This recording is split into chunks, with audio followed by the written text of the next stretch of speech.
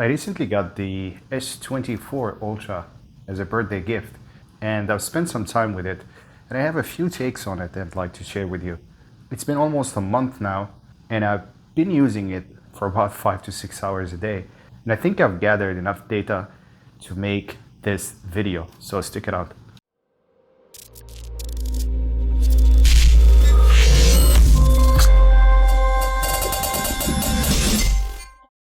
Now, this is not just another review that you probably have seen before, but rather to answer the question, should you upgrade?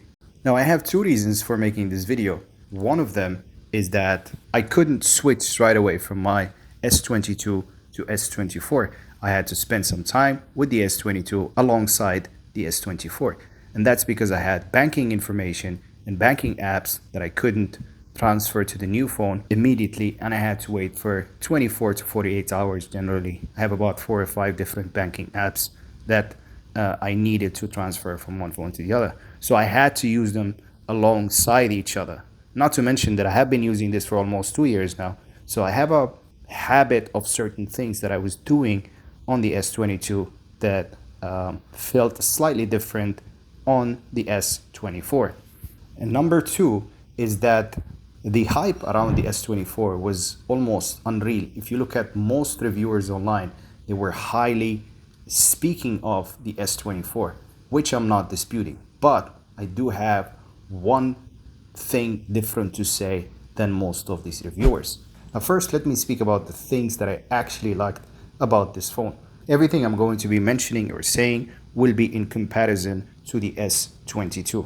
And I think it also largely applies to the S24 Ultra. One of the first things you notice about this phone is the speed of the fingerprint sensor. Compared to the previous generations, this is just, it's something else. Check this out. Now, you might think that, okay, this is typical, or this is, no, it's not. It's really, really, really fast. And the reason why I bring it up is because this is something that on average you're going to be using anywhere from 40 to 100 times possibly during the day, because not only do you unlock your phone, but you also use it for banking apps, you use it to authenticate, you use it for so many things throughout the day, to sign into your password and so on. So that small little tiny improvement makes a huge difference when you multiply that by 40 or 50 or however many times you use it throughout the day. Compared to the previous one, it's night and day. Now, on camera, you might not necessarily feel it, but it's definitely something you will notice if you are someone who's used to this type of phone. I would estimate it anywhere from 10 to 20 to maybe 30% faster than the S22. So it's certainly a very, very welcome change and upgrade. The second thing I want to speak about is the screen. This is possibly the biggest, in my opinion, the biggest upgrade in this phone. Number one, the flat screen is just far, far, far more useful to use and far easier to use.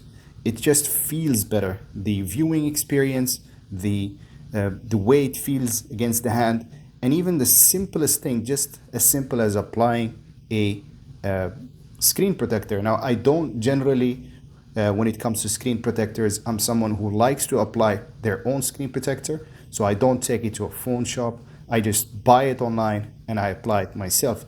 And I found this to be extremely, extremely simple compared to the previous generation. And frankly speaking, to any generation, not just this, but compared to any other phone, it's extremely, extremely easy to apply the screen protector. Not just that, but also what blew me out the most was the brightness on this thing. I'm speaking about being able to see it under direct sunlight with sunglasses on, and you're still able to see without squinting. It's absolutely mind-blowing to me. I find it extremely, extremely useful, and it's it's a very, very nice touch. Can you see the S22? Does it work under the sun? Yes, it still absolutely works. It's perfectly usable, but compared to the S24, it's a huge, huge, huge difference. The third thing I want to speak about is the software and OS update. Now, there's two things to it, right? Besides security updates that your security patches that you normally get on regular basis, you also get OS upgrade, meaning 6 to 7 years, as Samsung framed it, you're going to get up until Android, I believe, 20 or 21, which is absolutely astonishing. To give you an idea, uh, this phone will be out of service, you can't move above, I believe, Android 14 is the max, which is the 3 years software update. So this is the last. Currently, it is Android 14. It is the latest. So this will not go any further, which means it will be stuck on whatever features you're getting right now. This one, however, will go all the way to 2031 or possibly 2032, which is absolutely mind-boggling. With how powerful the processors on these new generations and new modern smartphone, it makes absolute sense. You don't need to upgrade from a Snapdragon Gen 1 or Gen 2 every year. The Snapdragon Gen 1, which is this one here, is, I would say, it's more than powerful. It's been almost 2 years now, and it has not slowed down at all. It's chewing through day-to-day tasks. I'm able to use this from anywhere from 6 to 7 hours, and it's doing absolutely just fine. Now, let's put this aside for a moment, and let's make this the focus of this video. Obviously, it is. Why am I making this video? Well, it's because I was a little bit surprised by the AI features that comes in with the phone. Let me show you. There's a lot of reflection of the phone, but that's because of the screen protector. On its Without the screen protector, it's a lot less reflective. But I'm really not ready to pay in case I break the screen, and it's not something that it will annoy the hell out of me if I manage to crack it. Now, going back to the AI features, there is about 10 features. You can access them from going from the settings. You just click tips and user guide, and then you click forward. You'll see them all here. There's circle to search, translate phone calls, and so on and so forth. Now, let's speak about this. Number one, it's not something that I find myself using every day. And although it is actually nice to be able to use some of these features when you use them, most of these features can be used and can be performed using a third-party app. The circle to search, for example, which is the first one here on the list, is something that I was able to do on my S22 Ultra for the longest. So it's not necessarily something new. However, now it's baked in. You don't need to necessarily go to Google to perform this search, which is a nice touch, I mean. And likewise, a lot of these things that can be that you can find here, you can do and can be done using third-party apps. But of course, it's a lot easier to use when you have it baked into the phone. However, the Samsung is advertising this phone using the words AI, and that's their entire the entire campaign was centered around AI. And in my opinion, it seemed a little desperate to send, especially from a company as big as Samsung, to try and advertise these features to users. They're already a huge company. I don't think that this is necessary. This is something maybe they would mention and demonstrate throughout the presentation and the keynote. However, it's not something that you would expect Samsung to build an entire campaign around. So it made me wonder, are they not doing okay? Are they desperate for sales? Is there something similar happening to them like what's happening with the iPhone? Because if you have not heard, iPhone sales are going down. I guess people are sick of just seeing the same features over and over and all over with new names. But actually, it's not the case. The S22 has sold over 11 million units, and the S23 has sold over 12 million units. And that's just, I'm talking about the S, or the Galaxy S.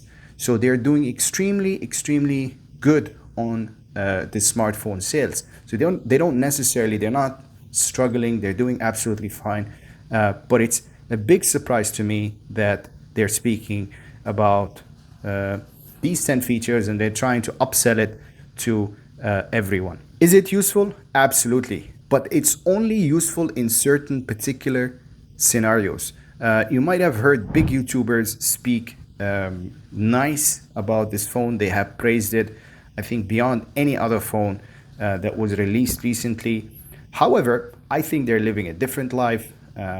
They are vastly dependent on technology, so they do find certain features useful. But for the average Joe, for the average person, some of these features have very niche scenarios, like translating a phone call. And I have never found the right circumstances to want to translate my phone calls with someone. I mean, all this while, I don't even think I have struggled in a particular scenario. Maybe you're someone who's traveling, and I do travel, but I never actually found the right circumstances for it. But like I said, they're living a different experience. They're experiencing products from a different perspective. So that's why they have a different take on it.